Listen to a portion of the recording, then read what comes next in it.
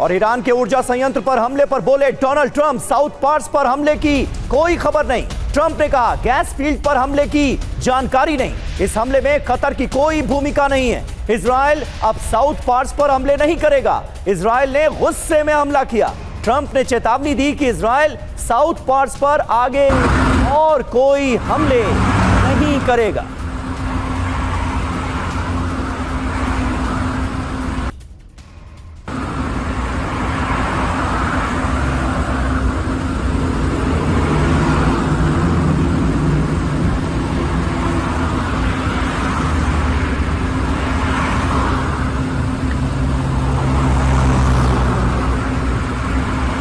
देखिए ये तस्वीरें आपको दिखा रहे हैं। दरअसल साउथ पार्स के गैस फील्ड पर जो हमला हुआ है वो निश्चित तौर पर अब एक बड़ा मुद्दा बनता हुआ नजर आ रहा है। डोनाल्ड ट्रंप ने कहा है कि साउथ पार्स पर हमले की खबर नहीं है, गैस फील्ड पर हमले की मुझे कोई जानकारी नहीं और इस हमले में कतर की कोई भूमिका नहीं है। इजराइल अब साउथ पार्स पर हमले नहीं करेगा। इजराइल ने गुस्से में यह हमला कर दिया। ट्रंप ने चेतावनी दी है कि इजराइल साउथ पार्स पर आगे और हमले नहीं करेगा।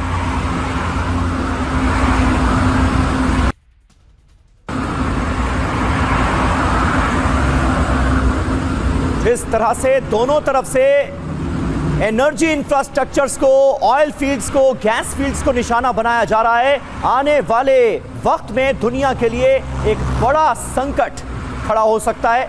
और अब इस हमले के बाद डोनाल्ड ट्रंप कह रहे हैं कि इजराइल अब साउथ पार्स पर आगे और हमले नहीं करेगा।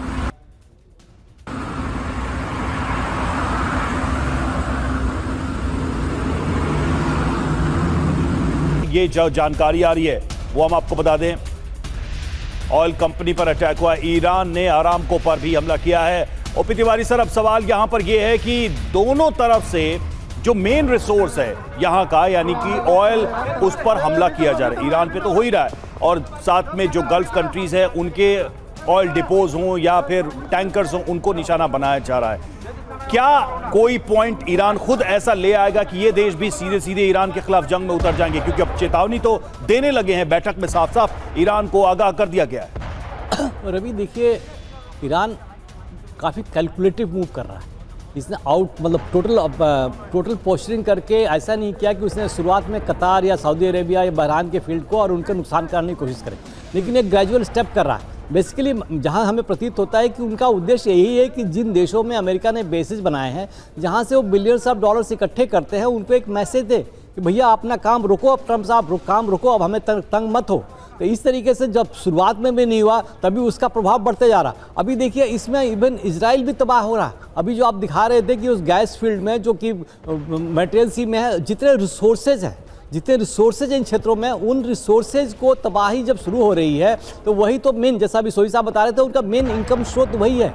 तो अब उन देशों को भी लगना चाहिए या प्रतीत होना चाहिए क्या विवश हो रहा, क्या कारण है कि ये सामने नहीं आ पा रहे। क्यों नहीं आ पा रहे हैं? अमेरिका को रोकने के लिए। बिकॉज अगर वही डिस्ट्रॉय कर देगा, इजराइल लगा हुआ है कि ईरान के जितने भी गैस डिपोज हम उसको डिस्ट्रॉय करते रहेंगे। सिमिलरली जो गैस रिजर्व बीच में है या कतार का, ये इजराइल ने किया हुआ इसके ऊपर भी। तो इस तरीके से सबका अगर ये पूरा रिसोर्स ही अगर डिस्ट्रॉय हो जाए तो इनकी जो इकोनॉमिक स्थिति है, जो मजबूती है, सब इसी कारण बस में है। तो इसका डिस्ट्रक्शन का भविष्य में ध्यान रखते हुए इन अरेबियन नेशंस में या इस जितने नेशंस हैं उनको थोड़ा ध्यान रखते हुए सामने आना चाहिए। कोई एक महत्वपूर्ण कारण होगा इनके पीछे, क्यों अमेरिका के खिलाफ क्यों नहीं कर पा रहे हैं? कि अमेरिका के दबाव में वो है कि वो अमेरिका के उनके दबाव में है, ये देखने की बात है। ईरान की जो हालत, ईरान तो बर्बाद हो ही रहा है, लेकिन ईरान की इनहेरेंट स्ट्रेंथ, इनहेरेंट पावर ऐसी है, इनहेरेंट स्ट्रेंथ ऐसी है कि जो अमेरिका को और इजराइल की जितनी फोर्सेज हो और उनको काफ़ी दिनों तक आराम से जला सकता है। हमें याद करना चाहिए यूक्रेन और रशिया की वॉर।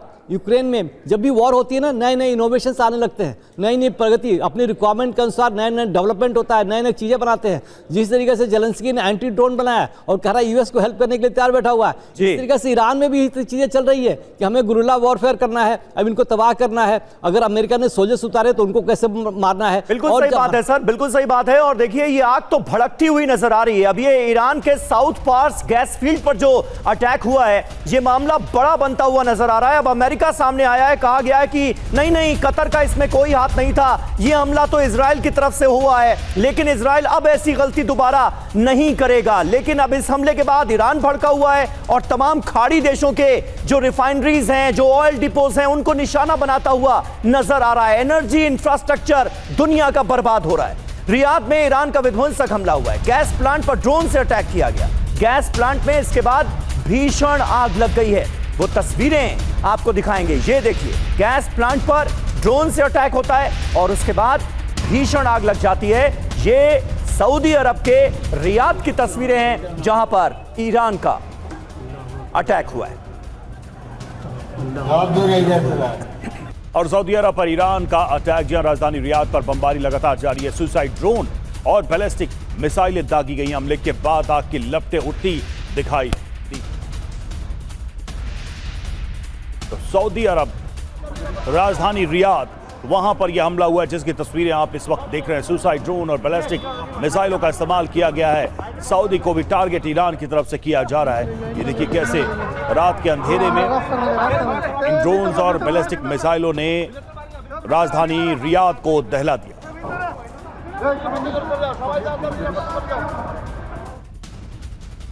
और ईरान का कतर के रास लाफान में अटैक। जी हां, LNG प्रोडक्शन फैसिलिटी पर ईरान ने किया हमला। ईरान के हमले के बाद लगी भीषण आग। कतर ने की आग लगने की पुष्टि। मानो इस जंग की अब कोई सीमा नहीं रह गई। सारे जो नियम कायदे थे वो खत्म हो चुके हैं। आर पार की जंग चल रही है और अब एक दूसरे के एनर्जी इंफ्रास्ट्रक्चर को बड़े पैमाने पर निशाना बनाया जा रहा है। और वजह बना है साउथ पार्स पर, साउथ पार्स गैस फील्ड पर ईरान के हमला।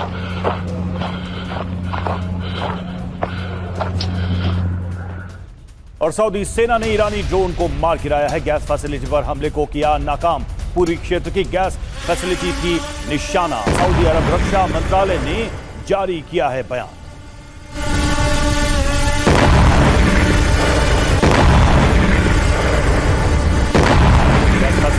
निशाना बनाने की कोशिश, लेकिन दावा यह किया गया है कि इस हमले को नाकाम किया गया है। सऊदी अरब रक्षा मंत्रालय की तरफ से यह बयान जारी किया गया है। और तस्वीरें जो आप देख रहे हैं, ड्रोन के जरिए ईरान ने यह कोशिश की थी जिसे नाकाम करने का दावा सऊदी की तरफ से किया गया।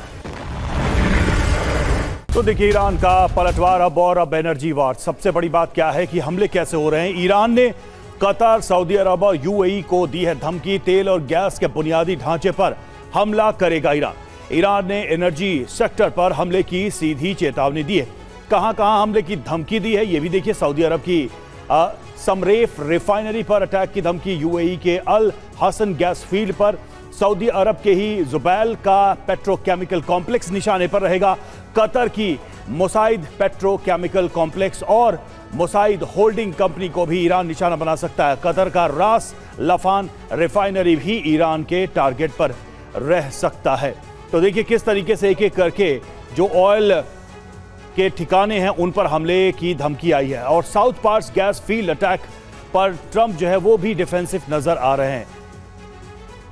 जी हां रवि, सही आपने कहा। अब साउथ पार्स गैस फील्ड पर जो अटैक किया गया है उसके लिए पूरी तरह से इजराइल को डोनाल्ड ट्रंप जिम्मेदार ठहरा रहे हैं। कह रहे हैं कतर का इसमें कोई हाथ नहीं है। अब ट्रंप डिफेंसिव मोड में अचानक क्यों आ गए हैं ये जानने की कोशिश करते हैं। ये देखिए, अमेरिका को इस हमले की जानकारी नहीं थी, ये सबसे बड़ी बात है। और आप याद कीजिए, डोनाल्ड ट्रंप की तरफ से यह कहा गया था इजराइल को कि वो ऑयल डिपोज को, एनर्जी इंफ्रास्ट्रक्चर को निशाना ना बनाए, लेकिन इजराइल ने गुस्से में साउथ पार्स गैस फील्ड पर हमला कर दिया, ट्रंप को अनसुना कर दिया। पूरे इलाके का एक छोटा सा हिस्सा ही हालांकि इससे प्रभावित हुआ है। कतर किसी भी तरह से इस हमले में शामिल नहीं था, यह डोनाल्ड ट्रंप ने क्लियर किया है। कतर को पार्स गैस फील्ड हमले की जानकारी नहीं थी, यह डोनाल्ड ट्रंप ने कहा है।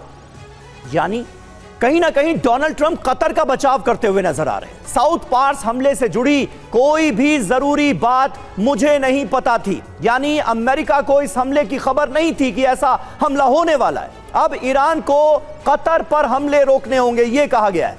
ईरान नहीं माना तो साउथ पार्स गैस फील्ड उड़ा देंगे, मतलब सब कुछ कह दिया। और फिर बाद में मेजर जनरल संजय सॉय एक बड़ी धमकी भी दे डाली कि यह जो पूरा गैस फील्ड है यहां पर पूरी दुनिया का 10 से 15% गैस भंडार होता है। यह बात हर कोई जानता है। यहां पर हमले के मतलब मायने क्या हैं, यह तो इजराइल को भी पता होगा, जिसने अमेरिका की थिंकिंग को, अमेरिका के आदेशों को दरकिनार करते हुए यह हमला कर दिया और अब दुनिया उसका अंजाम झेलने के लिए तैयार रहे। यह स्थिति हो गई। नहीं, बिल्कुल। देखिए समीर, जिस प्रकार से पार्स गैस फील्ड पर हमला किया, वो उनका एलपीजी प्लांट था और काफ़ी आग लगी हुई है, डैमेज हुआ, जिसके बदले में ही देखिए अभी जो ईरान ने जो हमले किए हैं, ये कहा जा रहा है कि इसीलिए उन्होंने इनके पेट्रोकेमिकल प्लांट्स, सऊदी अरब, कतार और यूएई के पेट्रोकेमिकल प्लांट्स पर और एलपीजी पर हमला किया। तब अमेरिका को टेंशन हो गई कि भैया ये क्या हो रहा है, ये तो उल्टा अगर इस तरह हुआ तो आज पूरी दुनिया की इकॉनमी हिल जाएगी और हिली रही है पहली, और इसका असर लॉन्ग टर्म असर पड़ेगा। मान लीजिए गल्फ ऑफ हॉर्मुज़ खुल भी जाता है, परंतु अगर ये रिफाइनरीज डैमेज हो जाती हैं, रिफाइनरीज ख़त्म हो जाती हैं, उसके बाद बहुत समय लगेगा उस प्रोडक्शन को वापस लाने में। तो यही कारण है कि अमेरिका इस समय में प्रोएक्टिव स्टैंड लेने की कोशिश कर रहा है। पहले तो बचाव कर रहे हैं और फिर कह रहे हैं, धमकी भी दे रहे हैं कि अगर आपने और हमला किया तो हम पार्स पर और ज़्यादा हमला करेंगे। तो एक तरह से ये एक स्ट्रेटजी है, वो कोशिश कर रहे हैं किस प्रकार से पेट्रोकेमिकल और रिफाइनरीज को बचाया जाए, भंडार को, और उनकी खास तौर से प्रोडक्शन की, जो जैसे अरामको पे हमला हुआ है, कतार के एलपीजी प्लांट पर हमला हुआ है, इसका बहुत लंबे समय तक असर पड़ेगा। और दूसरी बात यह है कि इसका मध्य पूर्व के देशों की इकॉनमी पर असर पड़ रहा है, और जिसके कारण से वो भी काफ़ी विरोध कर रहे हैं अमेरिका का कि आप ये क्या करो, कहीं ना कहीं इसके बारे में तभी वो कतर का बचाव करते हुए नजर आए ताकि ईरान उसके ऊपर हमला नहीं करे। लेकिन ईरान का ये मानना है कि मैं इजराइल पे तो हमले कर ही रहा हूँ, लेकिन अगर मेरी इस तरह से तेल के उस पर हमला हुआ तो फिर मैं इनको नहीं छोड़ूंगा। समीर, तेल और गैस फील्ड पर हमले से प्रदूषण संकट गहरा है, लाखों लोगों के स्वास्थ्य पर गंभीर खतरा है। तो ये एक कह सकते हैं कि बड़ा मेजर लॉन्ग टर्म इंपैक्ट है इस युद्ध का, या दुनिया में जो भी लड़ाइयां चल रही हैं, पर्यावरण जो है वो खतरे में है और उसका प्रभाव लोगों के स्वास्थ्य पर, लाखों लोगों के स्वास्थ्य पर पड़ेगा।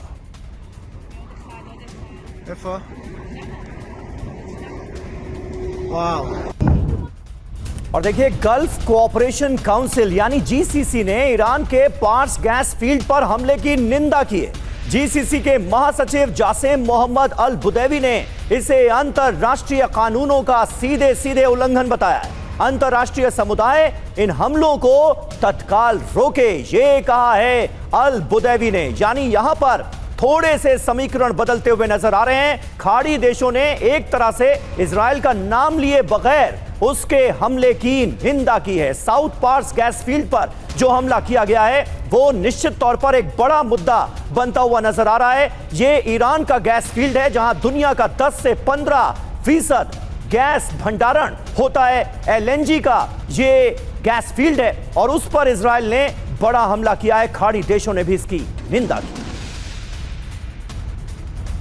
और सऊदी अरब के विदेश मंत्री ने ईरान पर बोला हमला, कहा ईरान पर भरोसा पूरी तरह से टूट गया है। ईरानी इस्लामी नहीं है, सऊदी विदेश मंत्री ने कहा। हम ना तो ब्लैकमेल के आगे झुकेंगे और ना ही डरेंगे।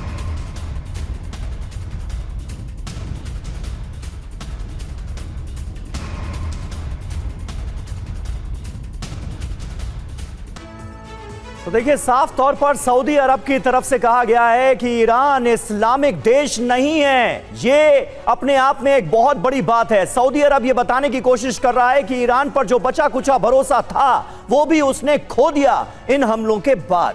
ईरानी सेना ने अमेरिकी बेस पर हमला किया है। यूएई में अल मिनहाद एयर बेस को ईरान ने फिर किया टारगेट। आईआरजीसी ने बाकायदा इसकी कंफर्मेशन दी। अल दाफरा को भी टारगेट किया गया है, ये आईआरजीसी ने बताया। हमले में अमेरिकन आर्मी को बड़े नुकसान का भी दावा आईआरजीसी की तरफ से किया गया।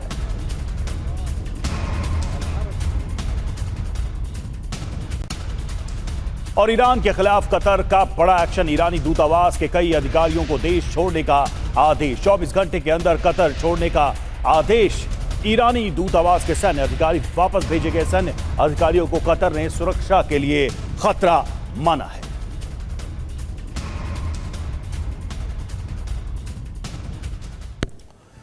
तो ईरान का प्रतिशोध मध्य पूर्व में विनाश। जी हां, क्या हो रहा है? 9 देशों पर ईरान ने विध्वंसक प्रहार किए हैं। इजराइल, अमेरिका के ऊर्जा केंद्रों पर हमला किया है। 19 दिन में ईरान ने 500 से ज्यादा बैलिस्टिक मिसाइलें दागी हैं। ईरान ने मिडिल ईस्ट में करीब 2000 ड्रोन हमले किए हैं। खाड़ी क्षेत्र के एनर्जी ठिकानों पर हमले की चेतावनी भी दी है। 5 एनर्जी ठिकानों को तुरंत खाली करने का आदेश भी ईरान ने दिया है। संकेत क्या है? पूर्ण युद्ध का संकेत, यानी कि एक टोटल वॉर यहां पर हो सकता है। 9 देशों का शामिल होना मतलब जंग अभी और ज्यादा विनाशक होगी, ये लड़ाई और ज्यादा भयानक होगी। सप्लाई चेन की बात करें तो खाड़ी देशों से होने वाली सप्लाई रुकने का से ऊर्जा संकट, पूरी दुनिया में ऊर्जा संकट पैदा हो सकता है। आर्थिक मंदी भी आ सकती है। तेल गैस की कीमतें बढ़ने से वैश्विक अर्थव्यवस्था पर इसका असर पड़ेगा, यह भी बिल्कुल तय है। ऐसे में साफ दिखाई दे रहा है कि इस जंग में इन सभी देशों का पूरी तरह से शामिल हो जाना अपने आप पूरी दुनिया के लिए एक बड़ा संकट है। ओपी तिवारी सर, सऊदी ने जो संकेत दिए हैं वो तो यही है कि अगर ईरान नहीं रुकता है तो हम इस जंग में पूरी तरह से शामिल होने जा रहे हैं। ये क्या एक खतरनाक संकेत है जिसकी चिंता हम बता रहे हैं। वैश्विक आर्थिक मंदी होगी, तेल गैस का संकट होगा, ये पूरा का पूरा इलाका एक फुल स्केल वॉर में इन्वॉल्व हो जाएगा। रवि, इसकी चांसेस ज़्यादा है, इसकी प्रॉबिलिटी से मैं नकार नहीं सकता, लेकिन जिस तरीके से सऊदी अरेबिया के जो स्टेटमेंट दे रहे थे उनके चेहरे पर फेशियल लुक्स देखो कि ऐसा प्रतीत हो रहा था कि अमेरिका के दबाव में दे रहे हैं। अब इसका प्रभाव सऊदी अरेबिया के नॉर्मल जनरेशन पर, नॉर्मल सिटीजन पर क्या पड़ेगा, ये देखने की बात है। यहाँ जब ये 9 राष्ट्र की बात कर रहे हो, 9 राष्ट्र में उनके पास इनका ऑफेंसिव, इनकी ऑर्नामेंटल वैल्यू है, इनके पास जो एयरक्राफ्ट हैं, जो इक्विपमेंट्स है, ऑर्नामेंटल वैल्यू के हैं। जो भी सब कुछ उन्होंने अमेरिका के हाथ में दे रखा था। ये अभी तक डिफेंसिव पोस्चर ले रहे थे, तो ईरान भी रेस्ट्रिक्ट कर रहा था। ईरान भी वहीं अटैक कर रहा है जहाँ उनकी लगता है कि अमेरिकन सोल्जर्स और CIA के एजेंट छिपे हुए हैं अपने बेसे छोड़ के। लेकिन अगर ये लोग सामने आएंगे तो इन देशों की तबाही के बचाने के लिए इजराइल और अमेरिका नहीं आएगा। इन देशों को समझना अत्यंत आवश्यक है। ये छोटे छोटे देश हैं। बहरीन और कतार को बर्बाद होने में ज़्यादा समय नहीं लग सकता। अब ये जो इंडिकेशन इसे कतार को कवर कर रहे थे, ट्रंप साहब बोल रहे थे कि भाई इजराइल ने किया, ऐसी गलती नहीं करेंगे, तो ये कुछ चीज़ें छिपाने की कोशिश की जा रही है और एक इनडायरेक्ट मैसेज देने की कोशिश अवश्य कर रहे हैं।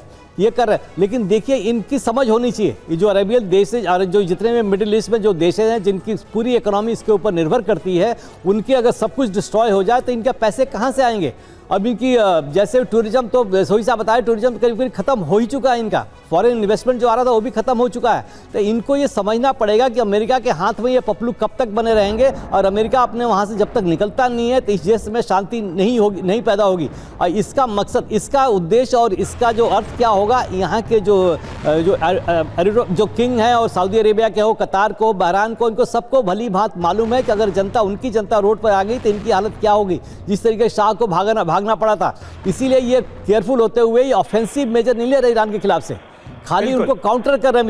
मिसाइल के लिए फायर करने की कोशिश नहीं कर रहे। अगर आप अहम बात कर रहे हैं कि खाड़ी देशों को यह सोचना होगा कि कब तक अमेरिका के पिट्ठू बने रहेंगे। GCC से उम्मीदें तो थी। खाड़ी परिषद की बैठक में यह कहा जा रहा था कि मुमकिन है कि इस मुद्दे को भी एड्रेस किया जाए, लेकिन ऐसा होता तो नजर नहीं आ रहा है। जो प्रेस कॉन्फ्रेंस की गई है उसमें कुल मिलाकर ईरान पर ही हमला बोला गया है, यहां तक कि उसे एंटी इस्लामिक भी बता दिया गया है। बहरहाल इजराइल पर ईरान का मिसाइल हमला हुआ है। तेल अवीव में मिसाइल हमले के बाद जो तबाही मची है, अब उसकी तस्वीरें आपको दिखाते हैं, क्योंकि तेल अवीव को लगातार ईरान टारगेट कर रहा है। हमले लगातार जारी रहे। कुछ और तस्वीरें देखिए। ताजा हमले में तेल अवीव में बड़ा नुकसान हुआ है, यह जानकारी सामने आ रही है। जगह जगह से तेल अवीव के अलग अलग इलाकों से ऐसी तस्वीरें सामने आ रही हैं। यह हमला कितना बड़ा था आप देखिए जरा। इन तस्वीरों को देखकर अंदाजा आप लगा सकते हैं कि नुकसान कितना ज्यादा हुआ होगा। और इजराइल पर ईरान का मिसाइल अटैक। तेल अवीव में मिसाइल हमले के बाद, तबाही हमले के बाद पूरे इलाके में लग गया।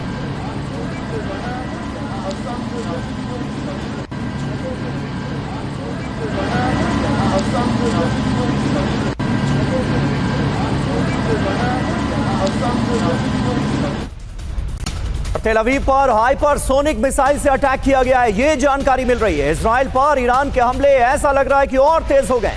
मिसाइल अटैक के बाद गूंजा सायरन। ये देखिए तस्वीरें। सायरन के बाद सुरक्षित जगहों पर भागते नजर आए लोग। וואו, זה ממש פה. כביש 6. तो एक के बाद एक तेल अवीव पर कई हाइपरसोनिक मिसाइलों से किया गया है अटैक, जिसकी तस्वीरें आपके सामने। זה ממש נופל פה. כן, זה ממש... वहीं यूएस इजराइल के हमले से बौखलाया ईरान, तेल अवीव में बैलिस्टिक मिसाइलों की बौछार, मिसाइल अटैक के कारण लगी भीषण आग। וואו. זה ממש... और तेल अवीव पर ईरान का बड़ा हमला। तेल अवीव पर बैक टू बैक मिसाइलें दागी गई हैं। डिफेंस सिस्टम ने हालांकि कई मिसाइल अटैक्स को नाकाम किया है, लेकिन उसके बावजूद भी कई मिसाइल अटैक ईरान की तरफ से जो किए गए वो सफल भी रहे हैं, जिसकी वजह से खासा नुकसान हुआ है। तस्वीरें आपको दिखा रहे हैं, ये देखिए इजराइल का आसमान उस वक्त कैसा नजर आ रहा था जब ईरान ने की मिसाइलों की बौछार और इजरायली डिफेंस सिस्टम मिसाइलों को नष्ट करने की कोशिश करते नजर आए। और बेन गुरियन एयरपोर्ट के पास बड़ा हमला हुआ है। ईरान ने दागी क्लस्टर वॉरहेड मिसाइलें, यूएस के ईंधन भरने वाले विमानों पर अटैक।